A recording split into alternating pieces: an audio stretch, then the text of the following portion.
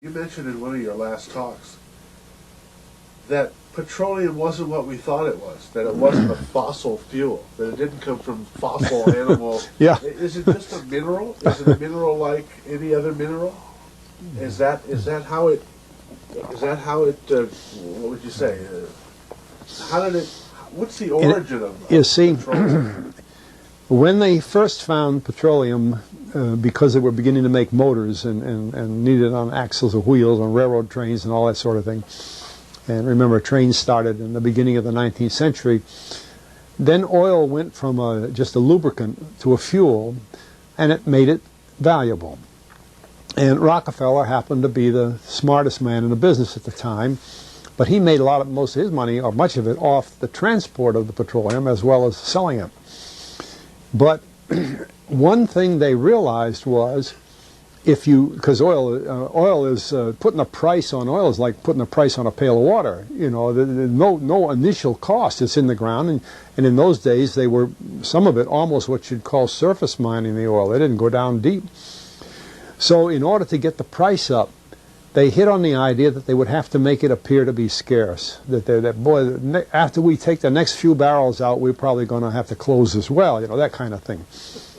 Well, a very fortuitous event. In 1892, there was a convention in Geneva of scientists to determine what organic substances are. Well, the definition of organic is a substance with hydrogen, oxygen, and carbon. And so it's usually a living substance, a tree. You analyze a dead tree, hydrogen, carbon, and oxygen, and grass, and so on, living things. Animals, we are hydrogen, oxygen, and carbon. So at this Geneva Convention, Rockefeller took advantage of sending some scientists over who said, oil, petroleum, is hydrogen, oxygen, and carbon. Therefore, it must be derived from the spoiling, the rotting of formerly living matter. And playing the game properly, when this scientific convention was over, they defined oil as the residue from formerly living matter. Well, that makes it a fossil fuel. I don't know why they decided to use the word fossil, but it says formerly living matter, it's fossil. Well, of course, today, and another thing we should know is that there has never been a fossil, a real fossil, found below 16,000 feet. And you can't argue at 16,000 there's a level line, because someplace the ground sinks and so on. But 16 is what the scientists say, 16,000. We mine oil, or we drill for oil, at 30,000, 33,000, 28,000 every day of the week. So right there we rule it out that it isn't fossil fuel.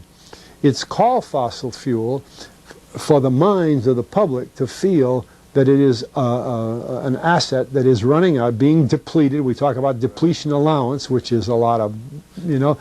And actually, if you know the world's oil supply, you know that it is not going to run out for an awfully long time. It is the second most prevalent liquid on Earth.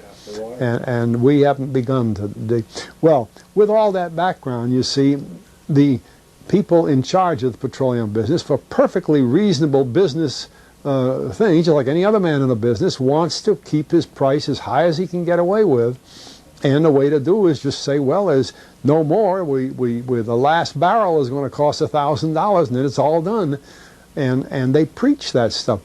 What bothers me is that in geology books, it's in there. The geologists say it's a fossil fuel. Somehow they've been bought. I mean, I went to a 4-year federal staff energy seminar run by the government of the United States during the so-called energy crisis. I was the participant that represented the railroad industry. The airline industry was there. Every AA, administrative assistant of senators and congressmen, was there. The CIA was there, the Defense Department was there, the State Department was there. Sometimes sitting right in front of me in the row would be Henry Kissinger with his friend, the head of Department of Defense, It's too bad I can't put the names with them. But anyway, people like that, top men in the government, sitting there listening to the Federal Staff Energy Seminar. Well, what this was doing is for 4 years, they were teaching a propaganda line to the leading people in this country, and therefore to the leading people in the world, when you include the Schlesingers, Kissinger and Schlesinger, among others. And the object of it was, as Kissinger used in his own terms when it was time for him to speak, to create a world price for oil. In other words, not 30 cents a gallon here and 90 cents a gallon there, but let's get a world price. That's their goal, and they're trying to do that for wheat and everything else. We don't realize what the controls are, whether it's oil or some of these other things. Almost everything today is being categorized at the highest price they can possibly make it go. And so calling petroleum a fossil fuel is the basis for this system with respect to petroleum. And I don't know if the name Arthur Kantrowitz rings any bell. Arthur Kantrowitz is the head of the Kantrowitz Labs, set up by the Avco company near Boston, scientific laboratories, and a great man in the scientific world. And Kantrowitz and I were sitting at a table at this seminar once, and the table happened to be all young college grad, PhD geologists.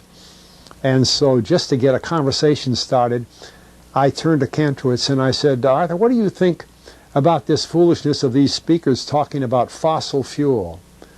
And it was kind of put up. He started laughing. He said, you know, that gets me. He says, I don't have a geology degree, but he had 1,000 other degrees. And he said, I don't understand. He said, you'd think that these heads, these other fellows at the table, we did it on purpose, start listening, you know. And he asked, he said, are you gentlemen, he says, you're here at the meeting, are you gentlemen by any chance geologists? And one fellow, yes, I am. And the other one, yeah. He said, well, why don't you tell me? He said, why is oil, you know, and he went on like that. We brought the house down because nobody could argue with Kantrowitz. He like Einstein. People aren't going to, and he told them right there, he said, just drop it. But it's in all the books and in all the papers. But it started from that strange meeting in 1892, a scientific convention. I have a big, thick scientific encyclopedia put out by the Die Van Oosteren Company that's about 15 years old now, but it has the whole story of the conference. It doesn't have the Rockefeller part, but it has the whole story of how they straightened out organic chemicals and how it was all figured, and they've got petroleum right in there. Amazing. Amazing. So these aren't accidental things, you see. There's a dollar sign behind almost everything.